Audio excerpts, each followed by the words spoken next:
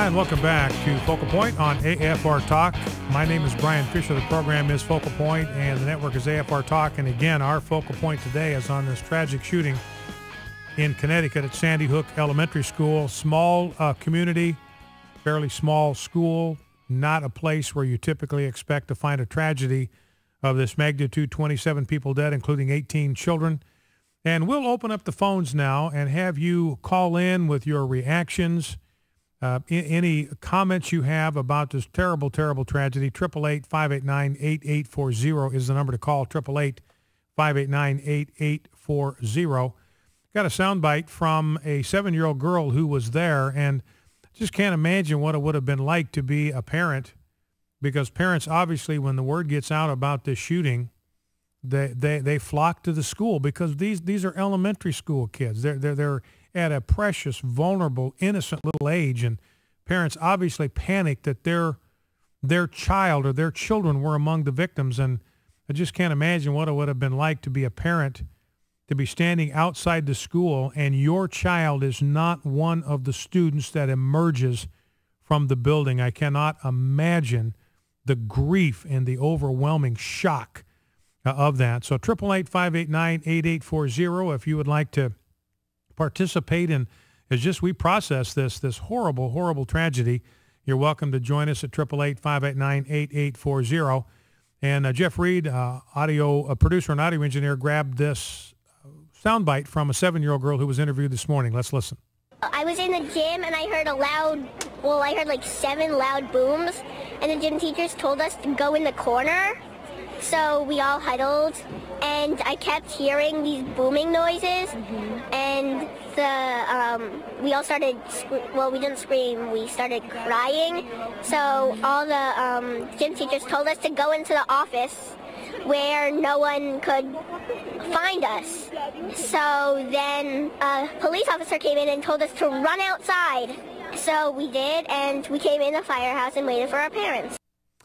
So that's a 7-year-old girl, and of course, obviously, it goes without saying that no 7-year-old child should ever have to experience that, witness that, be a part of that. And, you know, if there was ever a snapshot of just how far we have declined from our foundation as a country, this is certainly it. How far we have drifted from any respect for the sanctity of human life. And in one sense, it should not surprise us if we have dismembered 55 million babies in the womb. Why should it surprise us that there's little respect for the lives of young human beings? And that's kind of what we're seeing playing out in front of our eyes here. So we will try to keep you informed as developments occur in this situation. Again, we want to continue to pray for the families. I just cannot imagine the grief in those parents. I mean, there's no point in a parent's life, obviously, in which you could lose the life of a child without being absolutely devastated. I just think about the love that I have for my children.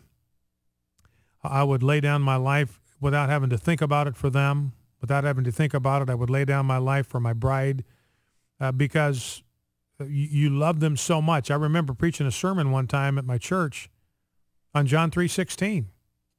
And, of course, that's the verse where God says he so loved the world that he gave his only begotten son.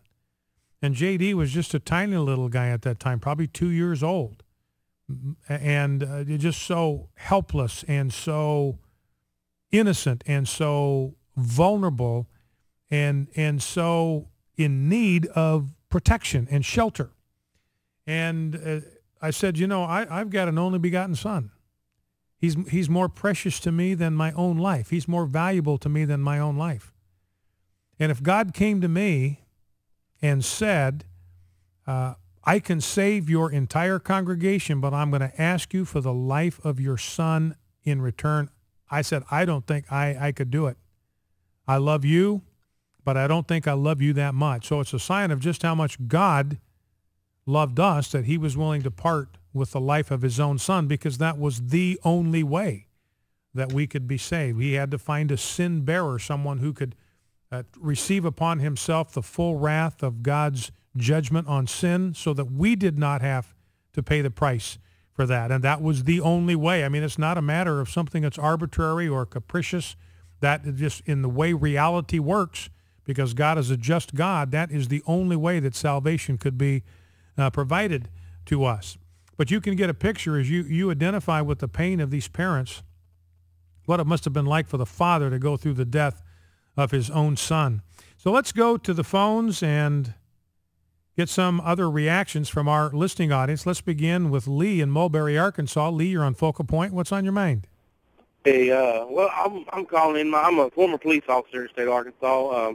My son, he's in kindergarten, and our town that we live in here is about the same size as the town there in Connecticut. And as soon as I heard about it, of course, my wife started calling me. But, I'm a minister as well, and this is kind of the point, like you said a minute ago, we've drifted that far away from God. And I honestly believe if it got any worse than what it is right now, God might have to repent for Sodom and Gomorrah, for what he did to Sodom and Gomorrah. I mean, we just come that far along, and my hearts and prayers goes out to families that, lost their loved ones. But my question is why, I know here in Mulberry at our town, in our school here, we have the same kind of concept of, you have to get buzzed in. But on the same aspect, all the towns around here, including Mulberry, we have what they call the school resource officer. Right. And it's a off-duty police officer, and they rotate out, and he's there, and he's armed, and they're usually by the door, and they're doing patrols. I mean, it's a big deal around here, and I'll hang up and let you answer.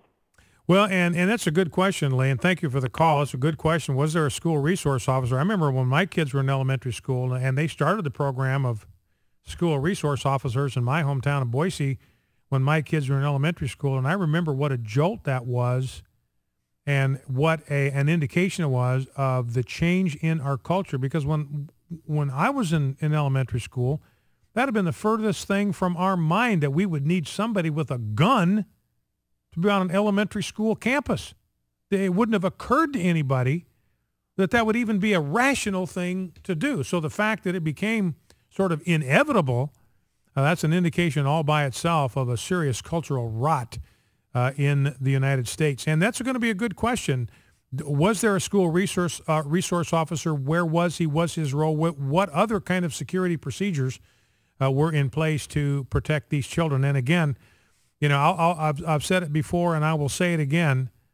If this principal or a vice principal or someone else who was in the office had been able to carry a concealed weapon and had been in a position to neutralize this guy before he got to that kindergarten classroom, there could be 16, 17, 18 little children who would be alive today. But I'm willing to bet that nobody in that building was armed. Nobody was allowed. I mean, schools are gun-free zones.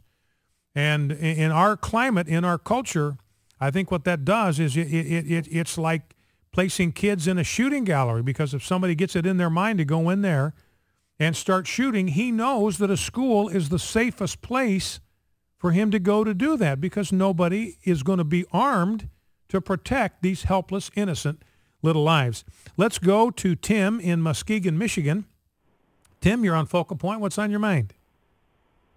Yeah, my comment was pretty much the same what you guys said. I think schools, nobody thinks about it till it's like too late to even carry a gun, And if people would not wait till it's too late and have security at every school, there's no chance of that even happening. If they would lock down schools, it sounds crazy, just talking about it, but it's a chance that you need to take rather than be too late. Well, like that. Yeah, and I appreciate the call, Tim. And I think about these public schools in New York. I mean, they've got metal detectors and they have more than one armed guard on the premises. Man, I don't want to see us resort to that. These are children, for crying out loud. And what I'd be willing to bet is if we did allow certain school personnel to carry concealed, they have to get permits and all that, but they were allowed to carry concealed, and gunmen never knew when they might be walking into a school where somebody that they don't know, that they can't identify, somebody on that school staff is in a position to defend their children from people like him. I think there would be a serious deterrent effect. Let's go to Matt in Farmington, Missouri. Matt, you're on Focal Point with Brian Fisher. What's on your mind? Hi, Brian. Matt. I'm just devastated by this news today. It just breaks my heart. You know, at my first reaction, my thoughts weren't well. I kept thinking about, you know, all these shootings that keep occurring as of late, and my thoughts were, you know, I don't know. They tend to go back to, you know, conspiracy type thoughts, but then you just got to step back from the situation and go, okay, what's going on in the world? Well, what's going on in the world is evil. Evil is prospering, it seems, as of late, and what can we do as the people that hold the truth of the world and the truth of God's word? What can we do to make a difference? And what we can do is, first of all, we can make a face plant on the floor and pray to God for mercy, and then second of all, we can take the light that's burning brightly in our hearts and let it shine before all men. And that's what really this Christmas season should be about, especially this year. This Christmas season should be about taking the light that God has implanted in our hearts and letting it shine so brightly among all the junk that's going on right now. All right, Matt, listen, I appreciate the call very much. And, you know, it reminds me, what Matt was saying reminds me of what Isaiah said in Isaiah chapter 49 about the purpose and role that he had for the nation of Israel. And he says, and look, this is your charter as a people. This is your charter as a nation. I will make you as a light for the nations, that my salvation may reach to the ends of the earth. That's Isaiah 49:6. I will make you as a nation.